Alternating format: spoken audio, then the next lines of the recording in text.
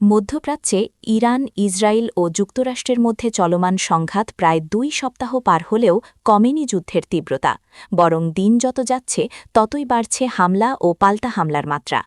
Israel ও যুক্তরাষ্ট্রের শক্তিশালী বিমান হামলায় কেঁপে উঠছে ইরানের রাজধানী তেহরানসহ দেশের বিভিন্ন গুরুত্বপূর্ণ অঞ্চল। আন্তর্জাতিক সংবাদ মাধ্যম আল জাজিরার প্রতিবেদনে বলা হয়েছে, এই হামলায় ইরানে এখন পর্যন্ত প্রায় ১০,০০০ স্থাপনা ধ্বংস হয়েছে এবং ক্ষতিগ্রস্ত হয়েছে প্রায় ২০,০০০ বেসামরিক ভবন। এতে শত শত বেসামরিক নাগরিক প্রাণ হারিয়েছেন বলে জানা গেছে। ইরানের পাশাপাশি লেবাননেও অব্যাহত রয়েছে ইসরায়েল ও যুক্তরাষ্ট্রের সামরিক অভিযান। দেশটির সশস্ত্র গোষ্ঠী হিজবুল্লাহকে লক্ষ্য করে সেখানে ধারাবাহিক বিমান হামলা চালানো হচ্ছে।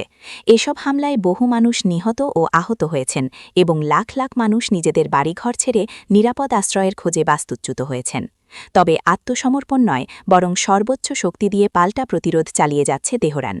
ইরানের ইসলামিক রেভলিউশনারি গার্ড কর্পস বা আইআরজিসি দাবি করেছে, তারা ইসরায়েলের বিভিন্ন গুরুত্বপূর্ণ শহরে ক্ষেপণাস্ত্র হামলা চালিয়েছে। বিশেষ করে হাইফা, তেল আবিব এবং জেরুজালেমে হামলার কথা জানিয়েছে তারা। শুধু ইসরায়েলই নয়, ইরানের হামলার লক্ষ্যবস্তুতে পরিণত হয়েছে কুয়েত, কাতার, সৌদি আরব ও সংযুক্ত আরব আমিরাত সহ উপসাগরীয় অঞ্চলের বেশ কয়েকটি দেশেও অবস্থিত সামরিক স্থাপনা। এদিকে ইসরায়েলের প্রতিরক্ষা বাহিনী আইডিএফ অভিযোগ করেছে, ইরান তাদের হামলায় নিষিদ্ধ ক্লাস্টার বোমা ব্যবহার করছে। আইডিএফের দাবি, এই ধরনের অস্ত্র বেসামরিক এলাকায় মারাত্মক ঝুঁকি তৈরি করে এবং ব্যাপক প্রাণহানি ঘটাতে পারে। তাই ইরানের বিরুদ্ধে যুদ্ধাপরাধের অভিযোগও তুলেছে ইসরায়েল। অন্যদিকে হরমুজ প্রণালী ঘিরেও উত্তেজনা বাড়ছে।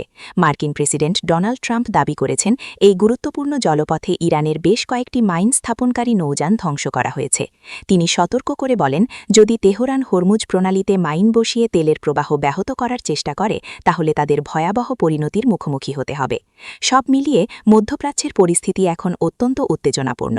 একদিকে চলছে ধ্বংসাত্মক সামরিক অভিযান, অন্যদিকে বাড়ছে আঞ্চলিক সংঘাতের আশঙ্কা। যুদ্ধ কতদিন চলবে এবং পরিস্থিতি শেষ পর্যন্ত কোন দিকে মোড় নেবে তা নিয়ে উদ্বেগ বাড়ছে আন্তর্জাতিক